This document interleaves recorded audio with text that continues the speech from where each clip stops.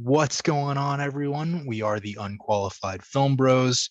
We are back in our first episode of 2022. The statute of limitations on the phrase Happy New Year has, of course, expired by now. But to those who celebrated, Happy New Year. We are kicking things off in the new year with our first review of a new film. Obviously, there haven't been releases yet in the new year by this point, but we are talking about one of the last films of 2021, The Matrix Resurrections. What'd you guys think? This was an interesting one. Like, good start. It's definitely had a kind of interestingly mixed reception in that I feel like some people were like, this is too meta and like it doesn't really like connect with me, especially in comparison to the original trilogy. But there are some people who I've seen like on the internet who like say like this is absolutely a worthy sequel to the Matrix trilogy and all that, Yeah. which is it's interesting to see. Like I think it makes sense a lot because to me this film doesn't really function as a sequel to the Matrix as much as it is a satire on like sequels and remakes and reboots and whatever. You got the Merovingian at one point screaming about originality matters. That was like wow, like they like just straight I'll up see you in a spin-off reboot or sequel. And they had him also do the most absurd French accent, so they're like also making fun of the character. You saw The Matrix Reloaded, right? Yeah. The accent was just as bad in more held 2003. back, you know? I'm saying making it like different levels. You know, it's like but it's this one is like it's like I liked it, but I also feel like I wonder what I'll think about it after I've read some brilliant film scholars like book on it, not book on it, like article on it talking about its themes. Our Letterboxd reviews, right?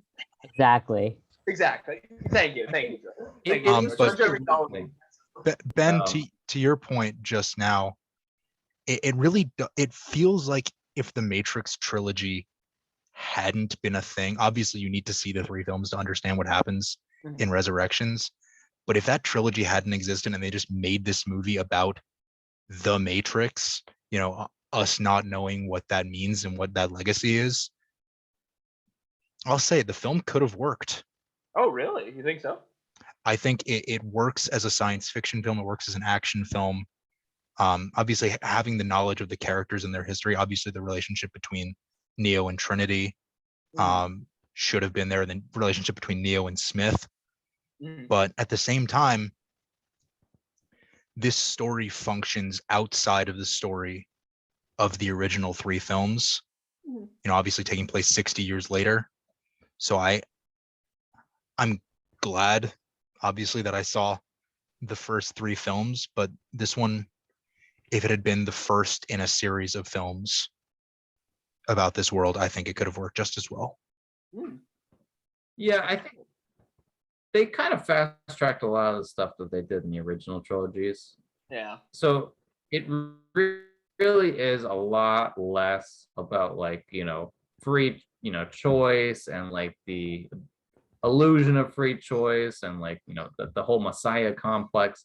It's just a lot more about like, there's that plot, but then the main point is like essentially just callbacks and making fun of the callbacks throughout the entire movie, you know, even to the point at the end, it's like, this is the most happy, like ridiculous ending. And it's kind of tongue-in-cheek, right? Like the whole video game company, the Matrix is a video game. The video game company is called Deus Ex Machina. No, it's called Deus Machina because Deus Ex was taken and Ex Machina was taken. So now you have to go with Deus Machina. Well, actually, yeah, the Deus Ex Machina was the big robot thing in the third one. I looked that up, which I thought was funny. Was it actually called Deus Ex Machina?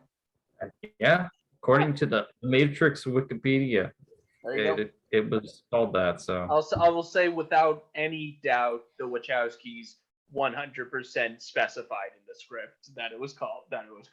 You know, that like I see that. Most people, when you're making a conceptual film like this, or even like, a world building film, you make the world and then you write the film. So I'm sure they had like names for all this stuff. So I'll just trust that they called it. I think If nothing else, for the name itself. True. in a similar vein to Deus Machina, the name of the company, the fact that the coffee shop that obviously they spent so much time at was called Simulate, which I mean, the quality of the meta jokes, like even Jonathan Groff's character as Smith, saying our parent company Warner Brothers. It's like the fact that the like, film damn. made fun of itself so much that it was a genuinely fun ride. But at the same time, the original trilogy, with the exception of a couple of elements like, I guess Smith's code isn't dead, and I guess Neo is dead, but he's not. Well, the original trilogy wrapped everything up, and Yeah. this just felt a little bit like I hate the phrase, but it felt like a cash grab. Is Like, it really a let's cash play grab when Let's it's like play on nostalgia. being released on streaming services? I think It's in theaters too. I think I that's know. the thing, though. I Look, can't help but feel funny. like that thing about Warner Brothers was like legitimately just exposition for why this movie exists. I mean, I can't disagree. I cannot disagree. it was so heavy-handed. It was basically just shitting on Warner Brothers for just being allowed to be made. Have you seen the new Space Jam movie? Like the motherfuckers, the scene where like all of them are like the Matrix. It's about the mind fuck. Yeah, I think they're really just getting at like all this shit. Like, oh, I know what the Matrix is about. Just like it was funny, but it was also like I feel like the movie. You know what I almost feel like. I'm suddenly thinking about this now. Should the movie have gone further? Honestly, like I feel like the first half was like where it had the most. I think it should have gone further. Honestly, I think that was the problem with the movie. Was it was like split. Half of it was like trying to be a Matrix sequel, but like in very little time. I mean, pretty much at just expedited everything. At the same time, Ben, this film in its whatever 228 runtime or whatever it was, it captured all three original films in its storyline.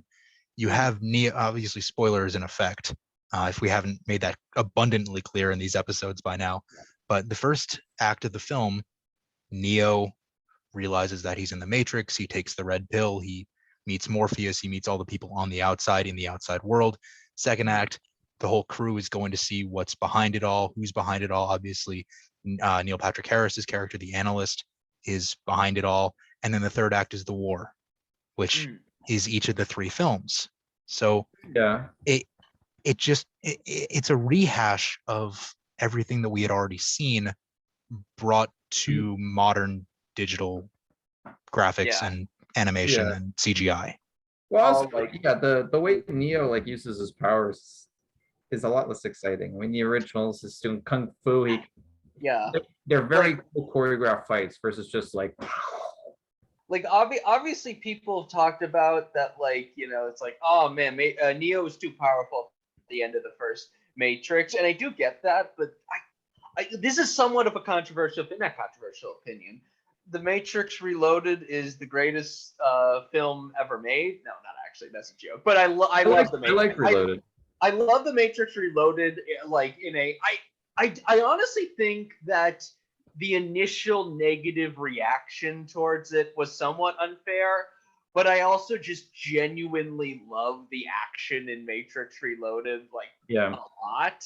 And so I feel like this movie, I feel on a pure nitpicking standard, I feel like obviously no movie was ever going to live up to the first and second film's action, but I feel like the action here was only like okay, kind of like it wasn't like bad. Breaking. It was pretty bad, and Agent Smith was not good at all. Smith was such a weird include. Like someone said. Well, also like the way he talked, though, it was like some frat guy. It It's didn't just feel Jonathan Groff having charm. Yeah, like, yeah. like if you could, Hugo Weaving's like somehow Mr. get Anderson. yeah. Like if you could Good impression. somehow Like a role. get Hugo Weaving, even for like a moment, just to like say a line, maybe it could have worked. But I kind of feel like Groff being Smith, it's like it just sort of like here he is, it's like look, Smith's back, I even though think- it's literally not Smith. I think Like, I don't know. the brief alliance that Neo, Trinity, and Smith share in the coffee shop towards the end of the film at the climax Mhm. would have had more weight if Hugo Weaving had come back. Absolutely. Yeah. And I Because also like Jonathan Groff, he's the same character, but it's new code, so he looks different. Like Yeah. they could have explained that a little bit Well, better. The biggest Obviously, thing you had is to that recast some roles, but Mhm. it's not that, it's the acting. I mean, he doesn't act at all like Smith should be, which is like, I mean, he's sort of like a robot with a little bit of creativity and like anger in him. So he so talks like a Ultron. robot. It makes sense for the early scenes Ultron's not when he's robotic. when he's the scummy corporate business type. Yeah. Like there it makes sense. But He then just when it's doesn't supposed talk right. what you said? He talks right once, which is when like billions of people just living out their lives. But then he never Anderson. tries at all. Even with the Like- Mr. Anderson, he's just like Mr. Anderson. Well, yeah, then he's just- he calls him Tom for most of the film. Yeah. So like, would Yeah, Smith ever call Neo Tom? No. Yeah. No. Yeah, and I mean, and that's not even getting into how some people think that Smith calling Neo Mr. Anderson is like another way that the first Matrix film acts as a trans allegory, where as in another evil thing Smith does is misgender Neo. Obviously, Yeah. trans writers. I have really written wonder about if they intended for any of that, or if they never intended it and it just happened and everyone Yeah. seeing it. I mean, a lot of art isn't necessarily intended per se, but a lot of great art can have multiple interpretations. To me, the Mr. Anderson thing always felt like he does not accept him as the one. He does not accept Yeah. that he's better than him. It's Yeah. like a inferiority complex. Yeah. I will just say, of course, the fact that while it wasn't known at the time, the fact that the two directors of the original film are transgender women, that certainly lends credence to looking at it through a transgender lens. At least I think there's plenty of other areas where you can look at that in the Matrix. absolutely. And I mean, I think that the other point was like whatever they intended, they're clearly getting at like anyone can think it's about anything. I mean, that's the whole point. True. Of art. Yeah, fans are going to read into it however they see fit. They're not going to see it through. Like It's the way they're one of the things. Sorry, Ben. One of the things that I've learned, by the way, I'm in film school, is that as soon as you sell your art, it is no longer yours. Which is one of the most profound things I've ever been told in a classroom setting on Zoom. But it's just the fact that you can write something and have your own intent. You can paint something. You can, make all that. You can sing something. And as soon as your art is out there in the world, it will be interpreted in billions of ways over however long it is exposed to the public eye. So the Wachowskis could have made the original trilogy. Lana Wachowski could have done what she wanted with this film, but it's going to be perceived in any number of ways based on how the audience sees it to each individual eye. Exactly. For sure. I think I wanted to talk about the differences in the Matrix, like not the movie, but the matrices themselves. Matrices, I should say. Matrices. I think that Ben, you're bringing me back to math class, proper and grammar. I'm gonna have to leave. But like, so the first Matrix was very mathematical, like you said, but I don't want to say it was subtle, but it was a lot more deep in terms of, like there's a lot of questions you can bring out of the movies, and both the Matrix itself was a lot more complex. The new Matrix is really kind of dumb. Like all the characters are like repeating lines. I mean, from a coding perspective, it's kind of sloppily coded and then just sort of reset every time it goes wrong. And it's very interesting because it fits kind of with the movie too. I assume that was kind of the point, they tie into each other, which is that it's completely meta and it's completely like in your face with stuff that it can't be real, but it is. And it's like this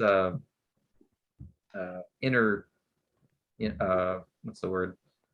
Contradiction between the two that I guess keeps people in check. You know one thing I do honestly believe? I do feel like the initial foundation, I would say, first of all, for me personally, I found Neil Patrick Harris and his performance and character to be one of the pluses of the movie. I really enjoyed. Huge bright spot. I really enjoyed him. Yeah, he's great. And all that. And I will say, both, just on one quick technical thing, the scene where the analyst, that's what his character is, explains his new form, the Matrix, you can tell Lana Wachowski learned from the criticisms of Matrix Reloaded, where like people felt that the scene with the architect was incomprehensible and boring and all that. So here, Neil Patrick Harris is like, there's literally a bullet flying through the air, and Neil Patrick Harris is like slowing down time, and so it's much more like dynamic and all that. So I also found, in the scope of the film, looking at the Matrix Resurrections as its own project, Neil Patrick Harris's character, the analyst, had a relationship with Neo before he was exposed to the blue pill, the red pill, the outside world for a second time. In The Matrix Reloaded, we're meeting the architect for the first time as Neo meets him for the first time. So there's that previous connection with the analyst in Resurrections that and wasn't it's an there. intimate connection too. Yeah. Like he was a therapist, and like therapy, especially as we all know from personal experience or having heard about it, it's deeply intimate, and it's an experience where you're going to reveal a lot of things and talk about your personal life. And so having that connection with Neil Patrick Harris and his character, I think, also lend more credibility to the relationship and sort of what happens later in the movie. I think the difference is sort of that. I mean, the analyst is a lot more emotional. But I mean, the biggest thing is like he thinks in a human way. In a lot of ways, he thinks like a human. He's got anger. He's got annoyed that Neo's always messing things up.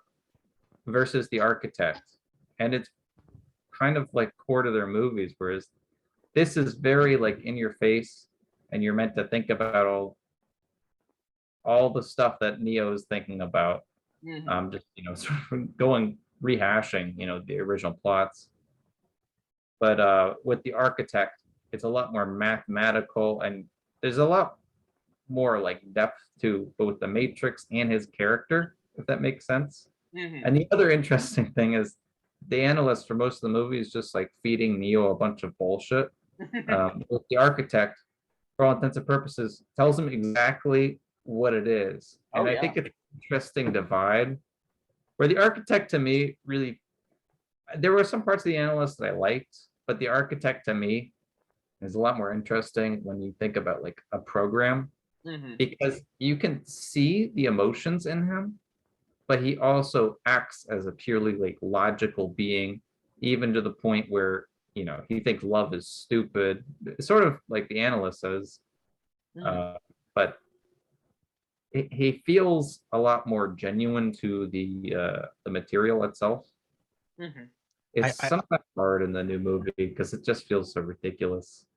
I think to your point, Ben, I think in Reloaded, you could see that, by this point, Smith is a foil for Neo.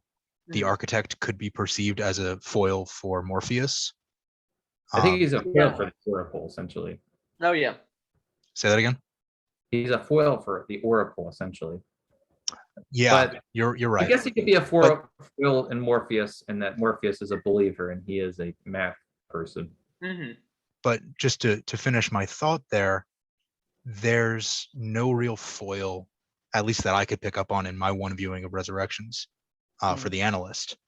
He's sort of this unicorn in being a character unlike any other, with no, I mean, he's obviously the antagonist of the film and goes against Neo and Trinity and the crew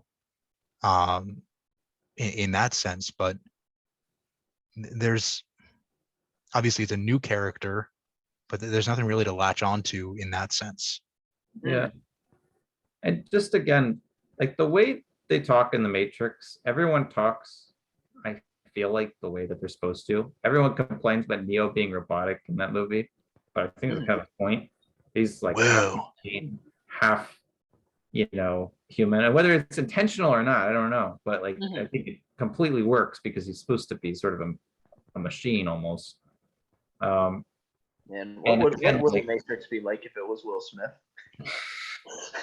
For the analyst, I mean, just the way he talks, like the things that he brings up, like even talking about the resurrecting, he's like, well, I had to talk to the suits, and I had to get them to agree to this, and It's talking about the suits at Warner Brothers. Yeah, it's costs a lot of money and stuff. I didn't even think about that, but that's so true.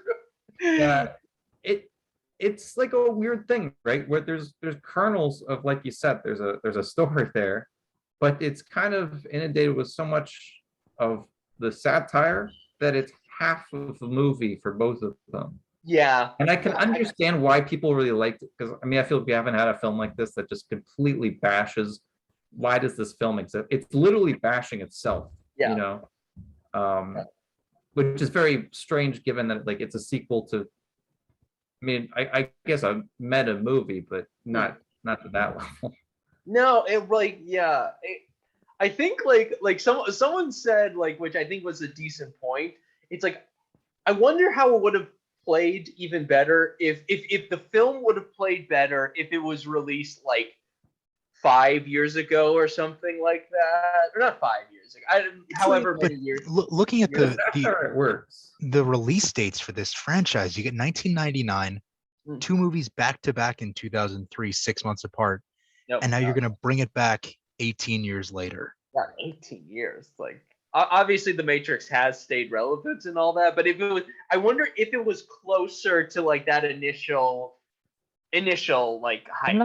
I'm not sure that it would. It might even play worse because everything is so fresh in your mind after the original trilogy. And I'm thinking about when when Resurrections was released, right? It was released in 2021 in the height of self-deprecating humor online and with people that are watching it. And I wonder what the age demographic breakdown looks like of like younger people liking this movie potentially more than those that actually grew up with and sort of watched the Matrix, the original trilogy, come out as it came out, and whether that has an impact on who liked it better or not.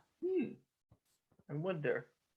Yeah, I feel like the timing works now just because this is a time when, at least for the satire, and to me, the satire is the strongest point of the movie. In a weird way. I agree. Where, like, if you released it earlier on, I mean, this is the perfect time just because there have been way too many remakes and reboots, sequels, like nonsense. I mean, Indiana Jones 4 came out. Like, they've done this a few times now where they're bringing back things like Top Gun. It's got a sequel. Oh my God, But, Blade Runner, it was a pretty good sequel. That did come out, like, a lot later. But, just the whole trend of, like, completely, bringing back this stuff, I think it works well. And I honestly think the way to make it a better film is almost take out a lot of the Matrix parts, like completely give up on like retelling the same story again and completely embrace the story of satire.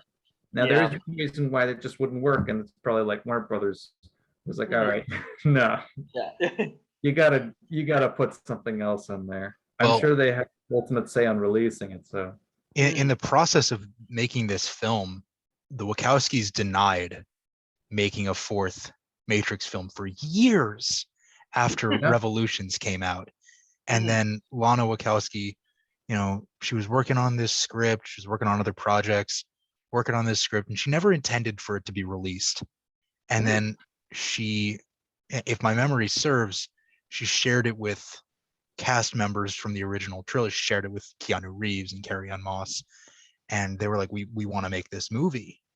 And so the film it comes out of, I don't want to say half-formed ideas, because it is a fully formed movie. There's a lot going on here.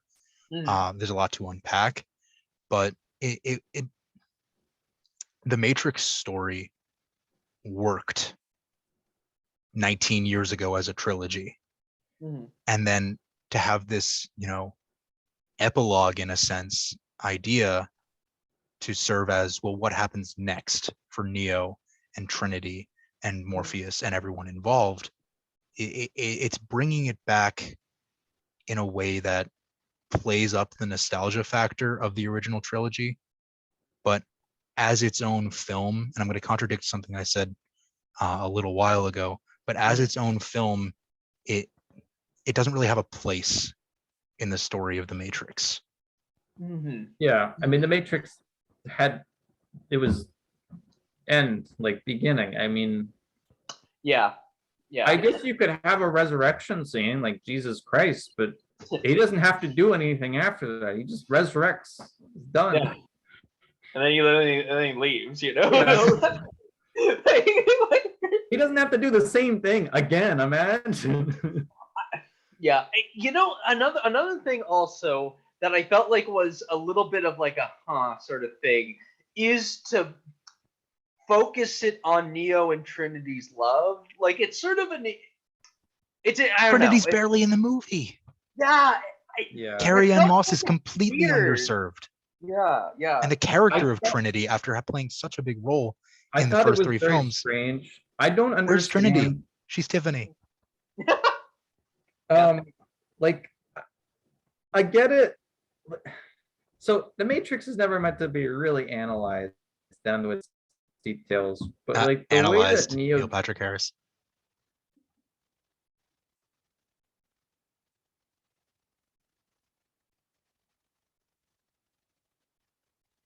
gets his power connected and the way they do take the source code out and like put it into, I mean, this seemed to be a huge problem in the original Matrix, and Neil Patrick Harris comes in here. It's like, all right, just give me the bodies, I'll do this. It doesn't make sense from that perspective, but then again, I really shouldn't criticize that, because when you go down that rabbit hole, we'll just keep going. Oh my gosh. But yeah, it is interesting that they decided to do that. Where they, yeah, I don't know. I'm not saying it's playing like, on nostalgia. you know what it's like? It's like how No Time to Die, James Bond, was so focused on his and Madeline. Madeline? his girlfriend. What's Madeline. Madeline, thank you. God, wow, sorry, that was weird. Madeline's love, when Madeline was only in the second half of Spectre, and it's like, oh, they're like, this is the romance for James Bond. Again, it's like, not to say Trinity and Neo's relationship wasn't important. It's basically what this movie is all about, and it sort of feels, again, a little half-formed. Not half-formed. I don't know. It feels, maybe there should have been more. It's underserved. Yeah. Everything about Carrie-Anne Moss's involvement in this film is underserved, from wiping her memory and having her play essentially a new character with a family and kids. If we're talking about like characters like that, I mean, Morpheus, I mean, he shows up in the first. It's no really disrespect weird. to Yahya Abdul-Mateen. Yeah, it's not his fault. He gives a great performance, He does, but for a character as iconic as Morpheus, yeah, kind of weirdly written in this film after the first He just three. disappears in the second half. Like, he's gone. It's weird. Like, if he just said his name was like something, like anything else, if his name was Hannibal or something, that's a reference to Hannibal Lecter show. It's like very little would change about his character character. There's almost no reason. What for if him he to said his morph. name was Dr. Manhattan? Yeah, that's another great example. That's another reference for you for anyone keeping count. It's like, I don't know. It's a strange. Again, is similar to Smith in a way. You know, the fact that both like he's Smith and he's Morpheus, despite neither being played by the original actor, I think feels a bit odd. It's a real weakness getting like two of the original actors and then missing out on the other two like big actors. But at the same time, they were able to get Jada Pinkett Smith back and age her up to play Niobe 60 years later. And it's like I think Lawrence Fishburne would have been there for the movie. I doubt he like. No, I think he declined. I'm pretty sure the way He said no. I thought it was he was never asked. They declined. Oh, did he decline? I know Hugo Weaving. I presume declined. Yeah. I think he's semi-retired. So they both declined. But did Fishburne decline as well? Okay, if that's the case. Yeah. Well, it would have been interesting to see. It would have been interesting to see Hugo Weaving say yes to this and not yes to Infinity War and Endgame. Yeah. No, it's like like I said, I think Hugo Weaving. It's again, since he's sort of retired from, I mean, don't quote me on that, but I think he's retired from film acting. I get why he's not in it and has to just be Jonathan Groff, but it feels like something's missing without Hugo Weaving Smith and Lawrence Fishburne. Again, just the performance of Hugo Weaving perfectly like matches Neo, and he is a perfect foil for him. And whatever Smith, I mean, they got Smith, they got the analyst, the architect. For all intents and purposes, sure, he's sort of representative of the machines. He's not really like the main enemy. He's like the main. He's just a guy. Main enemy here. And Smith just is sort of like second fiddle. I mean, you don't even get a good battle with him. He just sort of like shows up, shoots the architect or something, and is gone. Yeah. I mean, where did he go? He wanted revenge. Can I genuinely ask you guys a question? Please. The fight scene between Smith and Neo, and like where the Merovingian was there.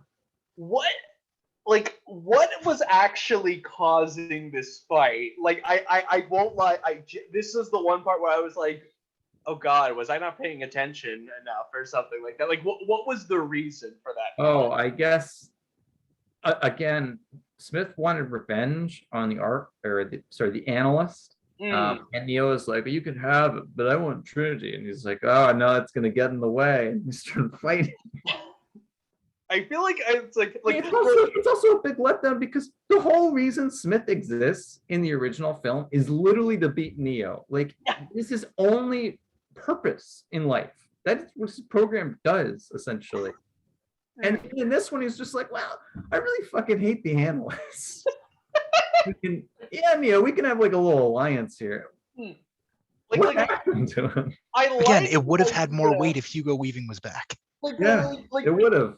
I like the idea on paper of Smith and Neo teaming up, but how it was executed here was so like not weird. I don't know. It's like it just didn't have an. It was a little honestly.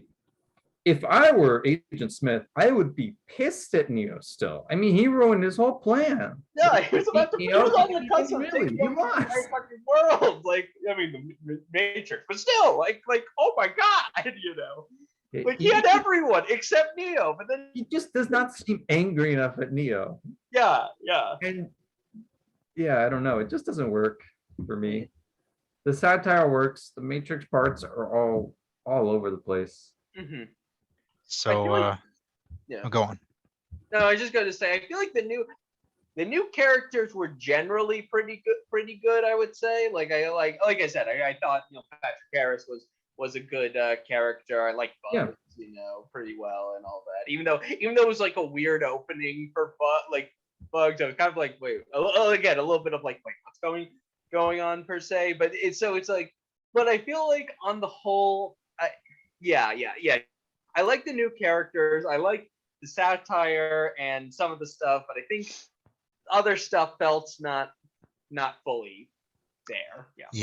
There was no, like in the first film, and really to the credit of the second and third film, there is an emotional connection with the crew.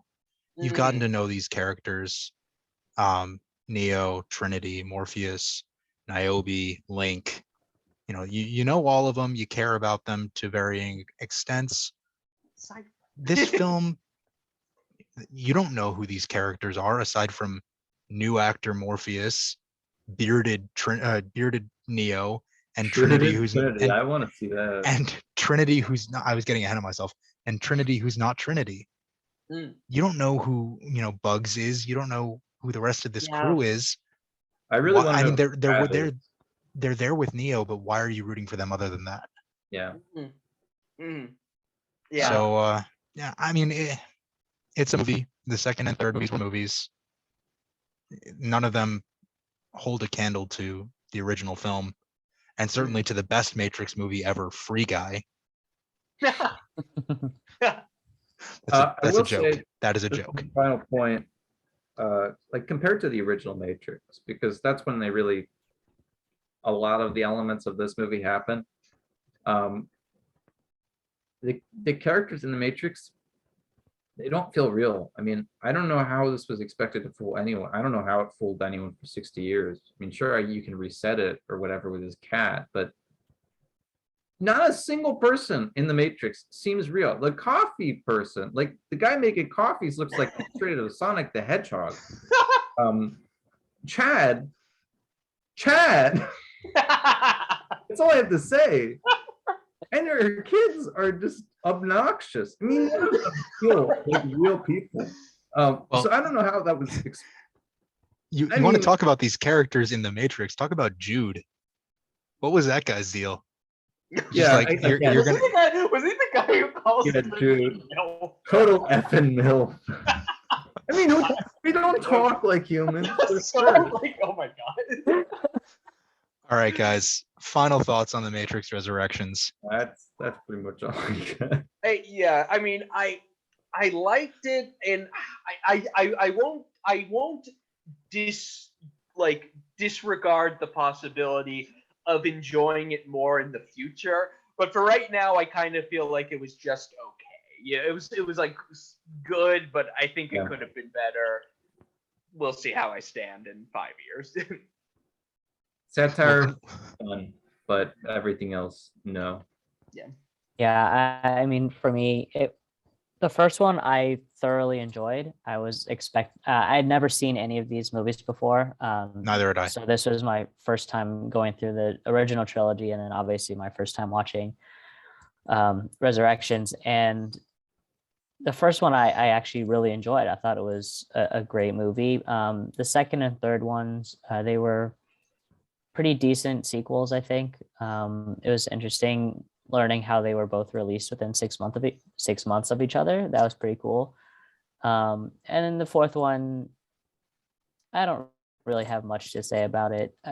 I would say that I didn't really like it, and I wouldn't recommend it, and I definitely won't go see it again. But it was fun to listen to you guys talk about all of this and share your thoughts. But I don't really have much to say about it.